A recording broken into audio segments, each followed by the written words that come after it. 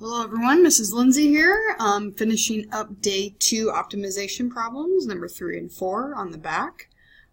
So this problem is very similar to the first problem that we did with the revenue of this trip to Hawaii.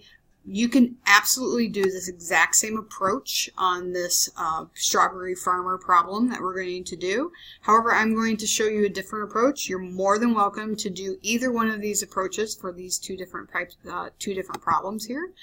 Just to again show you a different route of going. However, you are more than welcome to do the exact same procedure like we did in the first problem. Let's go ahead and read this one though. Excuse me. A strawberry farmer will receive $4 per bushel of strawberries during the first week of harvesting. Each week after that, the price will drop 10 cents per bushel. The farmer estimates that there are approximately 120 bushels of strawberries in the fields, and the crop is increasing at a rate of 4 bushels per week. So again, it's an increasing rate here. So let's actually just go ahead and just like we did in our first example, let's make a table. I'm going to use P and B in this case. Again, you're welcome to use X and Y, but P I'm going to refer to as price. B I'm just going to refer to as the number of bushels. So here it says, again, strawberry farmer will receive $4 per bushel of strawberries during the first week of harvesting. Okay, so again, the price is $4, and there's 120 bushels in the strawberry field. So again, this is important to know that this is actually first week. Week 1. Okay. Then he estimates the crop is increasing at a rate of 4 bushels per week. So if it's increasing at a rate of 4 bushels per week, this would increase to 124. However, after each week, the price drops 10 cents per bushel. So instead of being $4, it would now be $3.90. So every time it drops 10 cents, so this goes down another 10 cents, we're adding 4 bushels. And again, we can continue this pattern on and on. Okay, so again, we're going to take a slightly different approach. This is very similar to what we did in the first one. We made a table. We're going to take a slightly different approach here just to show you 2 different ways of doing this. But I can actually come up with an equation for each of these individually. So if I just look at my X or my P side of the table here, if I look at week 0, if I now kind of think about it in terms of, okay, week 0. So that means it would have been $4.10 it started at, and it decreased 10 cents per week. So again, this is week 1, so I went up to week 0. It had been increased by $4.10, and then this is continuing to decrease 10 cents per week. So I'm only looking at, I'm not looking at the B side, I'm only looking at the P side of the table.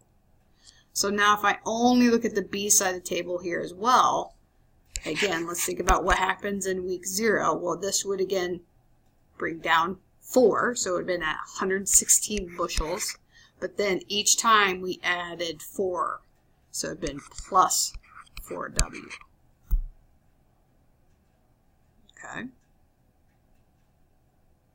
So now let's go ahead and finish reading the problem here. When should the farmer harvest the strawberries to maximize their value? How many bushels of strawberries will yield the maximum value? What is the maximum value in dollars and cents? So again, we're talking about value here. So I'll just let that be V. So our max value would be price times the number of bushels. Well, we already have 2 equations for both of those, so I can do $4.10 minus 0.1W times 116 plus 4W. Oops.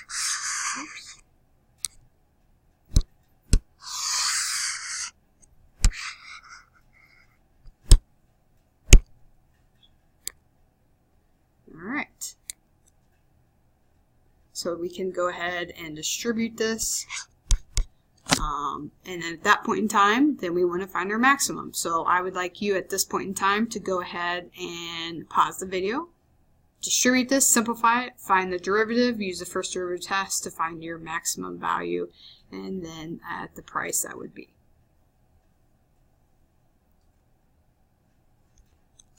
Okay, so I'm going to go ahead and just kind of periodically check in with you. Here's what I got when I simplified it. I have not actually taken the derivative yet. So if you didn't get this at this point in time, go back and check your work. And then again, move on to finding your first derivative and then the maximum values. Okay, so at this point in time, I found the first derivative. Then I set it equal to 0, so I got w equal to 6. Now I'm going to verify that it is a maximum, and again, I'm constantly thinking about what is my restrictions on my domain of this problem. So go ahead and pause and finish that, please.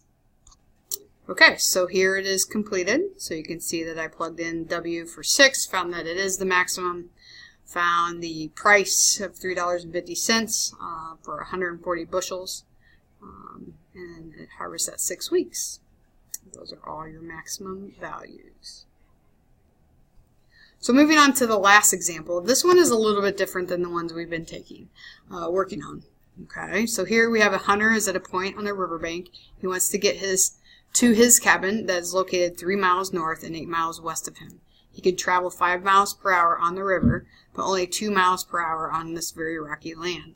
How far upriver should he go in order to reach the cabin in minimum time? So again, here we're now referring to the minimum amount of time. All right, so kind of have a picture drawn here. And you notice over here I've got a few different hints. T equals D over R. That's distance equals rate times time, just solved for time. Okay, because again, we're referring to the minimum amount of time. We have this whole entire distance here is 8. So again, it's 8 miles west of him. But we want to see how far can he actually travel along this river, because here he can go 5 miles per hour. On land, he can go 2 miles per hour because, again, it's pretty rocky. So obviously you probably want to go a little bit further along the river, but eventually you do need to go on land. So we want to optimize this and find the minimum amount of time. Okay, so we can use a right triangle. We have this is x, labeled this as 8 minus x. Then we have this as 3. So if we do Pythagorean theorem here, we get that to be 3 squared plus x squared. I'll go ahead and call this just y equals y squared. Square root both sides, so that would be the square root of 9 plus x squared.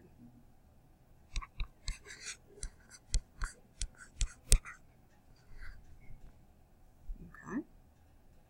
So we're looking at the total amount of time. Well, the total amount of time would be the time that he's gone along on the river versus the time that he's gone on the land. So this portion, river, then what he's gone on the land.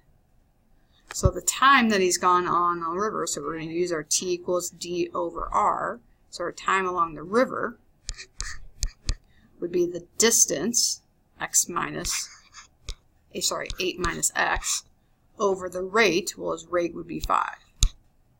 Plus, now we got to do the land. So again, the distance would be the square root of 9 plus x squared over the time, or sorry, the rate that he goes, which is 2 miles per hour.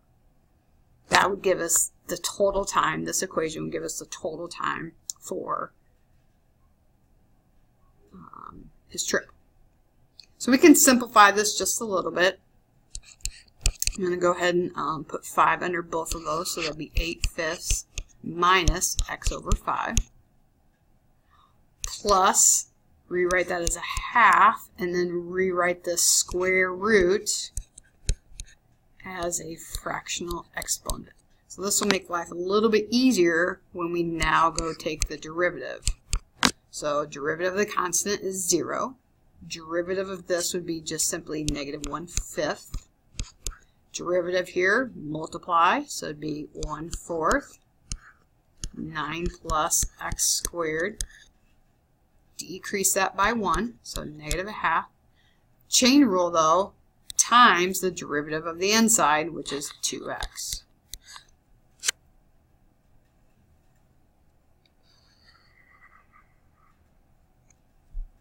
Now, first derivative test, set equal to 0 and solve. Here's where some of our algebra comes into play.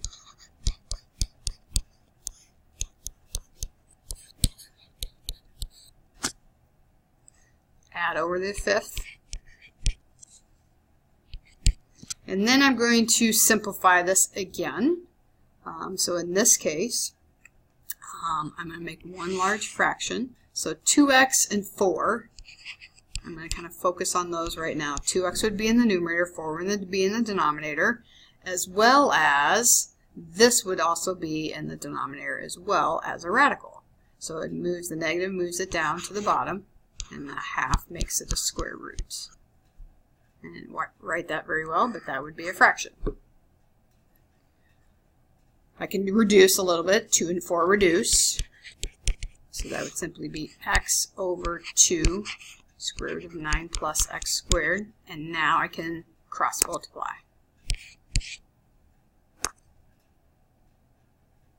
So if I cross multiply, I get 5x equals 2 times that square root.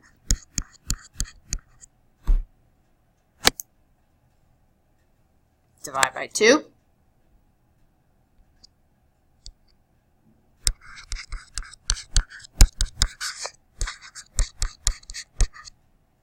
Square both sides.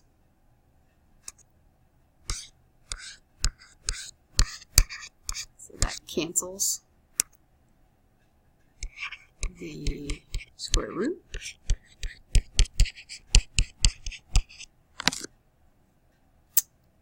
Now I'm going to multiply both sides by 4 to get rid of the fraction. So again, a lot of algebra coming into play here. Cancels there. So we'll get 25x squared equals 36 plus 4x squared.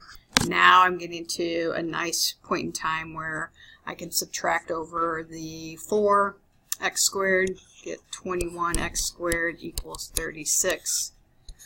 And now I'm to a point where I divide and take the square root of both sides. That's a 36 there. So you get, and we'll go ahead in this case, let's just go ahead and round this one, plus or minus 1.31.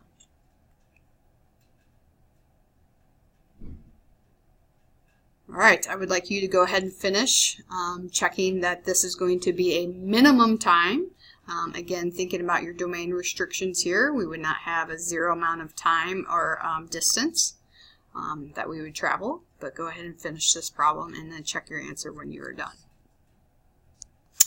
Okay, so we had restrictions again. Can't have a negative distance, so we only needed to use the positive version, 1.31. And then we did check that it is a minimum amount of time, and then we only wanted to know how far upriver, so along the river, so that's the 8 minus x value that we want to find. So he needs to travel 6.69 meters or miles on the river. Okay, and this concludes our notes for day 2 on optimization.